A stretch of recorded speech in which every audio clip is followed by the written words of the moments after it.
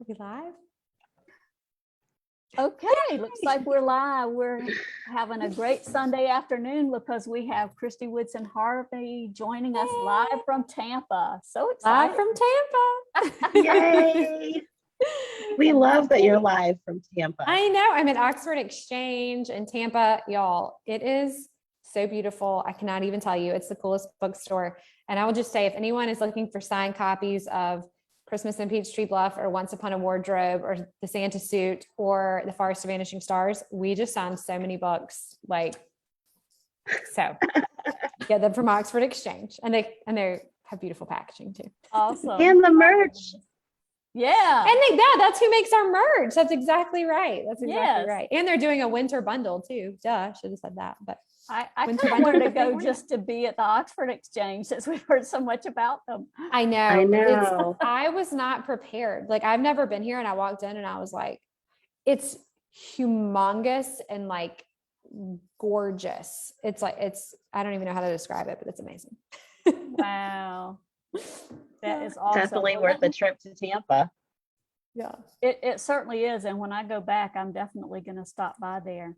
Let me give Kristy a quick introduction, though, since I know we may have some people dropping in who may not be as familiar with her, but I'm sure we'll love her by the end of this 30 minutes.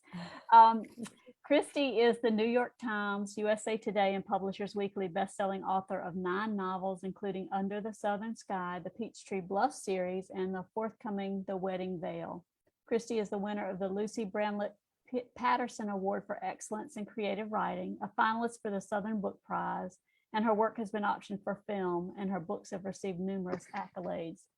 She also does excuse me, I had a little catch in my throat, a design chic blog with her mom, showing how creating a beautiful home can be the catalyst for creating a beautiful life. So that's my official welcome, Kristy. Yay! I love that. That's so great. Thank you. And thank you all so Welcome, much Kristy. for having me. Thank you for all that you do. You guys are the greatest. And you've taken on a lot with us.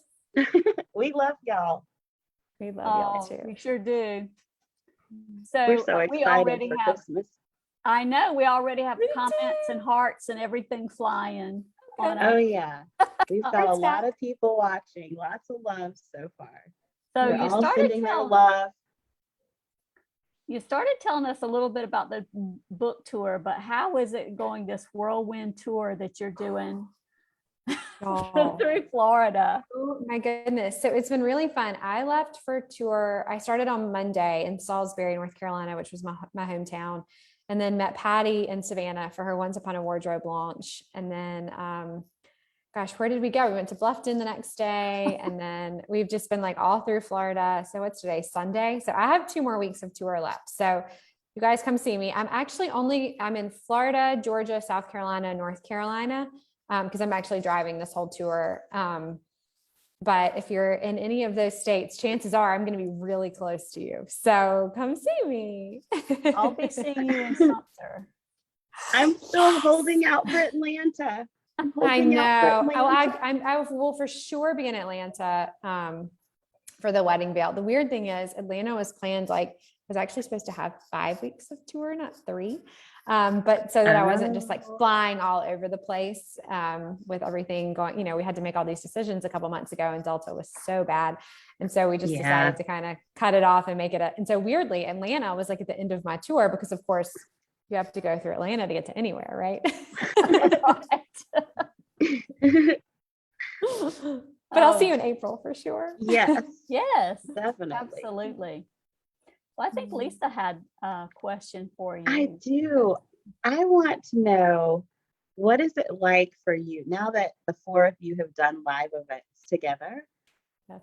What was that like for you? Because I'm loving the pictures that we saw from last night and some from today. Oh, speaking and you of guys which, are always so great on Zoom, but what's it like being in person with the 4 of you together? It's Brenda, did you want to say something? You said I was just going to share something. Oh. Oh my gosh, y'all, we had a photo shoot this morning. Are we funny or what? Look at us. You guys are sassy and gorgeous. I mean, That's right. were, and I was not ready for, I was not dressing for a photo shoot today. So I was like pulling stuff out of my car. It was really funny, but we had a really I'm good sorry time. Sorry to No, distract I you. love it. It's so funny. No, but that like pretty much sums it up. No, we're having a great time. It's so fun to just like be on stage together and to, we share a brain anyway. So, if I forget what I'm supposed to say, someone can help me. But no, it really is just so fun. We like laugh, we have the best time. It's even better than when we're on Zoom together because, when you're on Zoom and the timing's like slightly off, so you kind of can't like, pop in or whatever. And in person, it's just so fun. It really is. And you get that energy from the crowd too. It's really good. Yeah. And you guys look great. I'm sorry. See, I just did that. There's that little delay. You can't because it's that little delay. Yeah. And you think someone's not saying anything, and then it's funny. Well, I did want to ask too about, I got another little screen share to do. Tell us about this ensemble. So we were at Tumbelo Books last night in St. Petersburg, and they gave us all these gorgeous T-shirts. They're adorable. And we were like, okay, well, we're just going to throw them on over our T-shirts and over our dresses and, whatever else we had on. And so, yeah, we were styling, but they are the greatest T-shirts ever. I was like, oh my gosh, they're like this really soft, but that was such a fun event too. It was outside. They had all these lights. It was great. It's so good to see so many like friends and fiction people in real life. And everybody's just showing up for us, which is so cool. I was going to ask about that too. Did you have a lot of friends and fiction people? Because it seemed like on the page, a lot of people were going. Y'all, it was so crazy. So I think last night, a lot of the events are still, not that this is like small by any stretch of the imagination, but they're still sort of capping the numbers at some of the events. And so last night was 80 people. And I bet when we said, how many of you are in Friends and Fiction? I bet 65 people raised their hand. So that was really, really cool. We didn't ask that today, but I can just tell you from the general vibe of things, it was a lot of Friends and Fiction people for sure. A lot of people came up and said, I love Friends and Fiction, or like, I would say at least half, 60%. It was a bigger crowd today. But I would say at least half or more were Friends and Fiction. So it was really cool.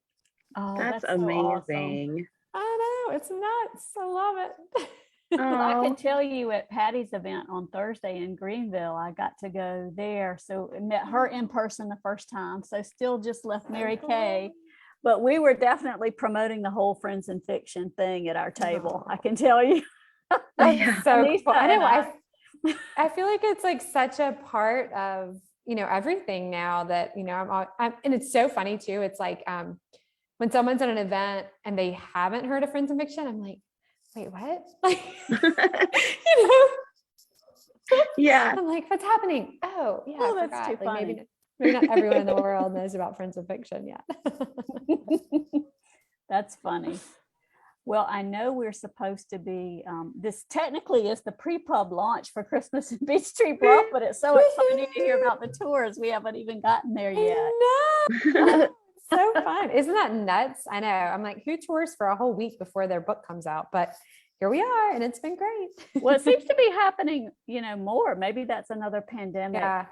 Well, and like this book, they didn't, so like for the Wedding Veil, it's already been like, I cannot tour until March 29th until the pub date. But for Christmas in Peachtree, I think especially because like we were all doing some things together and it just made sense. They were pretty nice and let me tour early. So that was good.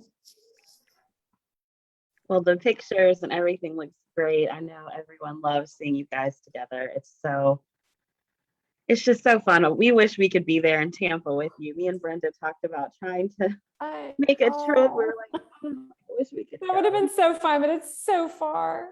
I know that was the little, and we're not even in the same place. So I guess I know. So y'all would have had to like get to the same place and then go. That would have been really hard. But we'll day be able to do that sometime. Yes. Yeah. Well, I think we were going to do a little. Do you want to do the little giveaway now? Because we have a question for our readers that are watching live. Yeah, let's do it. For those watching live, we want to ask you one thing we love about Peachtree Bluff is there's strong female characters.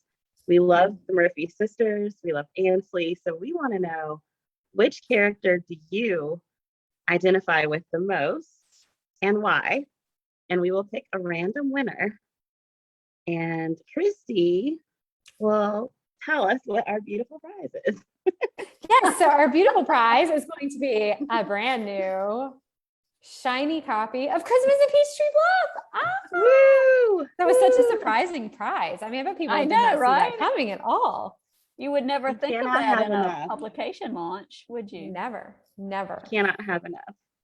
And while people are doing that, Kristy, for those that might not be familiar with the series or where we are in the series, could you give us a little, just a little bit about where we left off in our Christmas and Peachtree?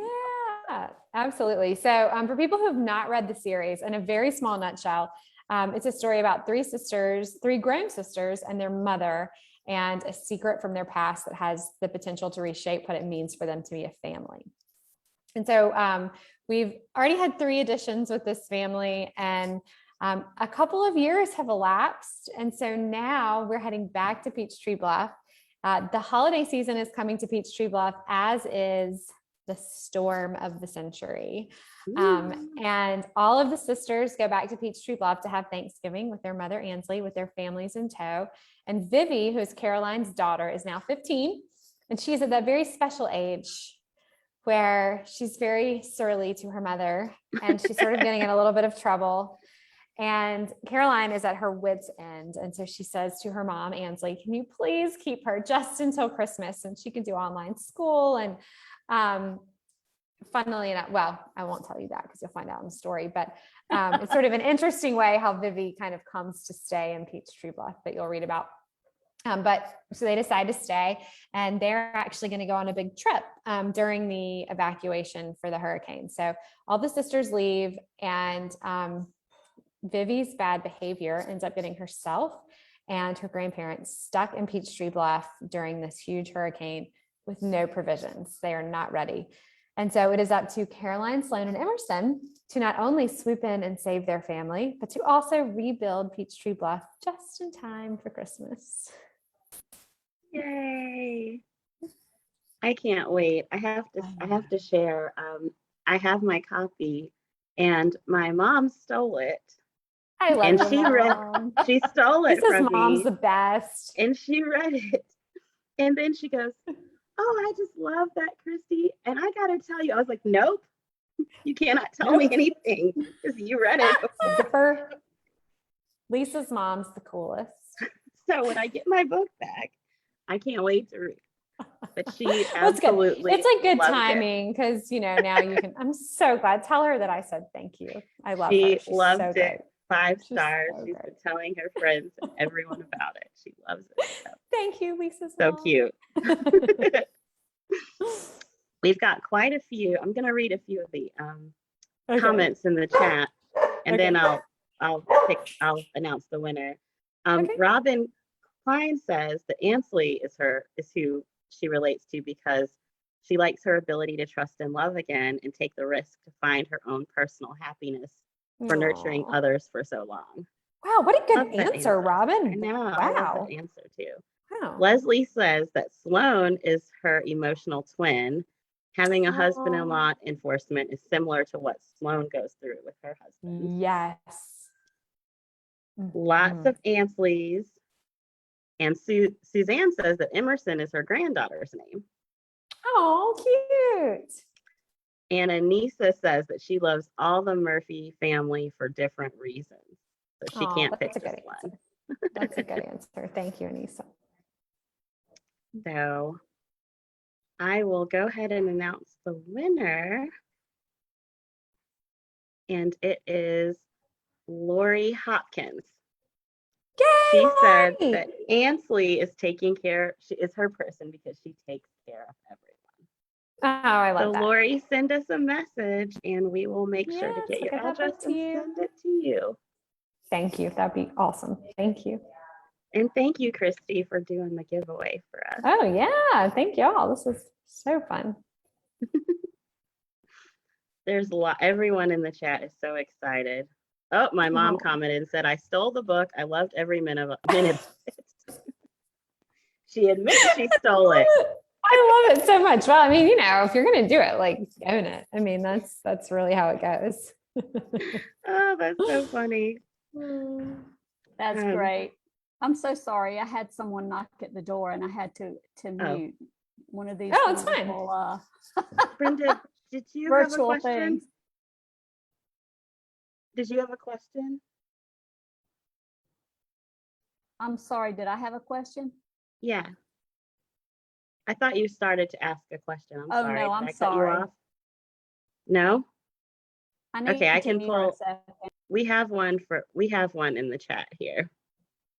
So one question, well, we've got a couple, but one thing that people want to know is, do you think you'll revisit these characters again after coming back to do Christmas in Peachtree Bluff? That's funny because I would have said no. Like I kept saying no. And then, but even I will say after I wrote the third book and I said I probably wasn't going to do more Peachtree Bluff, I really just thought it was because I was just finished with, or not even that I was finished with it. I knew that I loved these people and I would love to revisit them, but I just didn't think there would really be an opportunity. So when this opportunity came up, I was so excited to be able to, go back for Christmas and do something kind of different.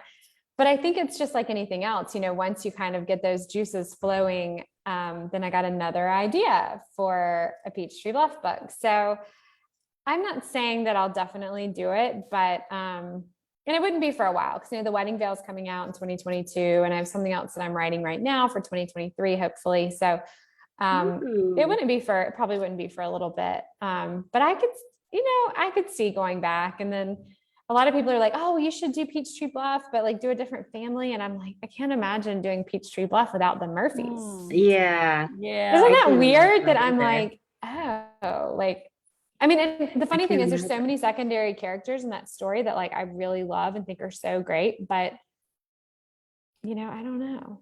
Oh, that's got to be a tough see. decision because some authors do that. They do the spinoffs and then, but yeah, I know. Well, I know. I'm kind of curious about one thing. Okay. Oh, I'm sorry. My signal. If you can hear me,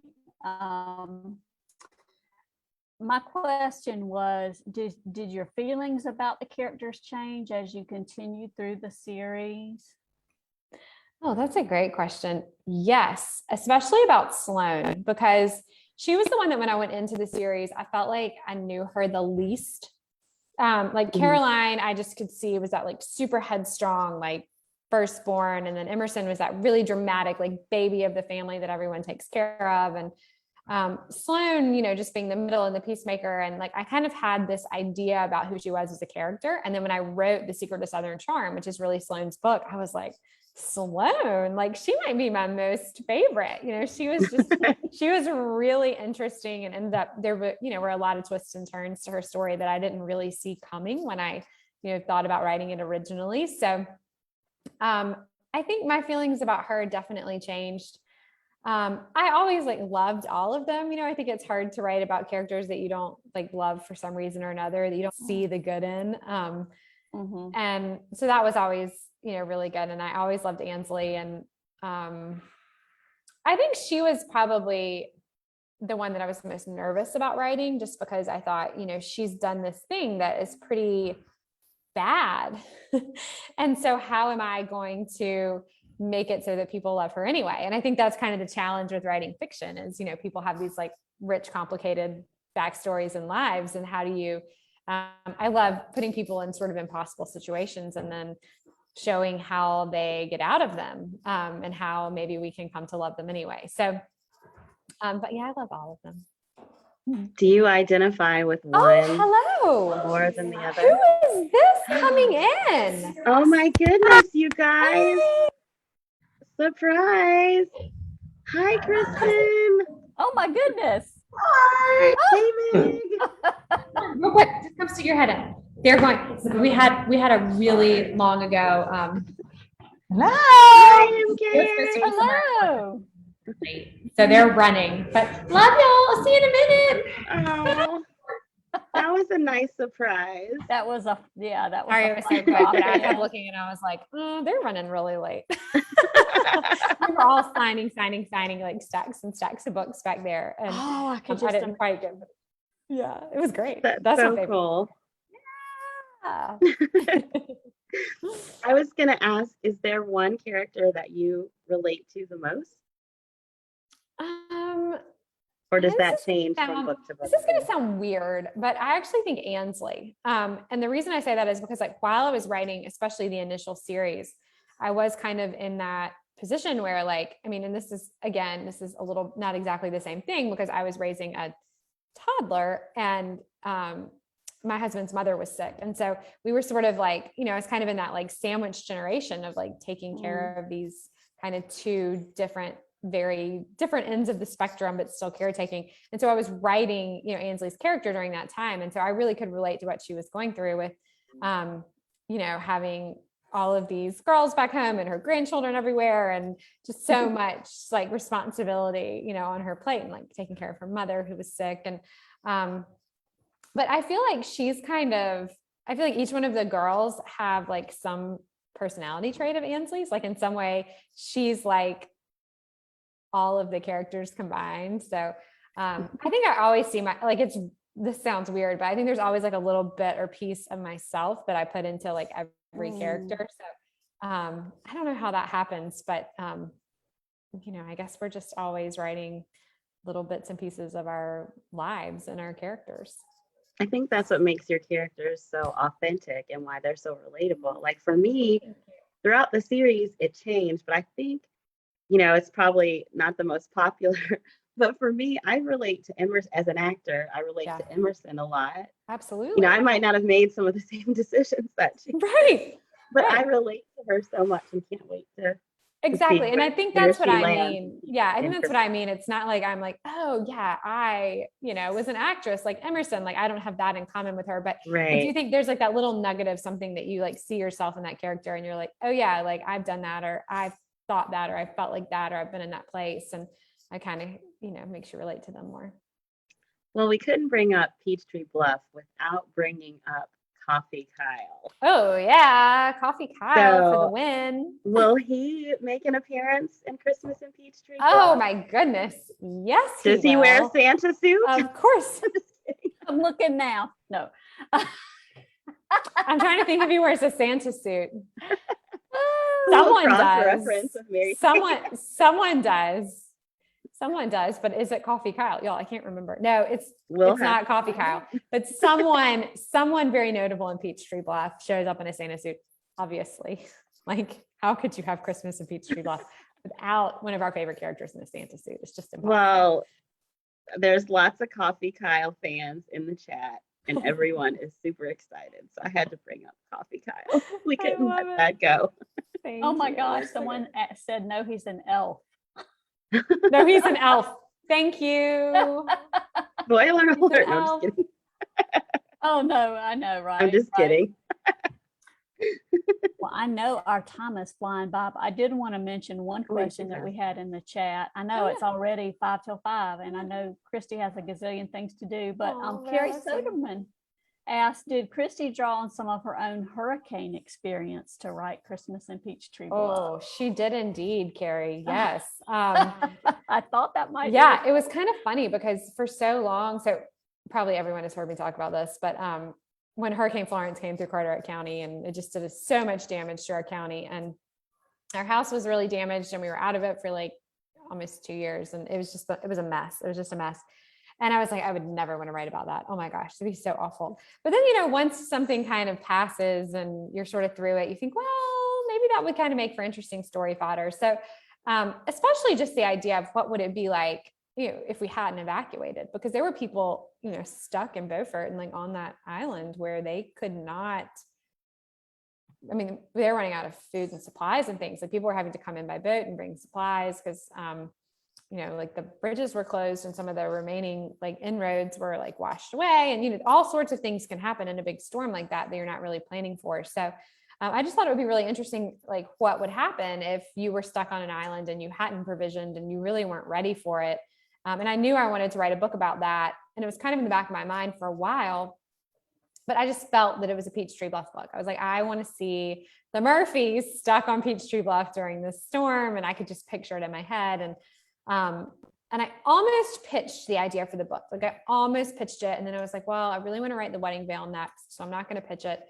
And then when I was like, oh, I want to write a Christmas book. And then I was like, oh my gosh, Christmas at Peachtree Bluff. We could have a late season hurricane. We can have this feel good Christmas book that I want and just smush them together.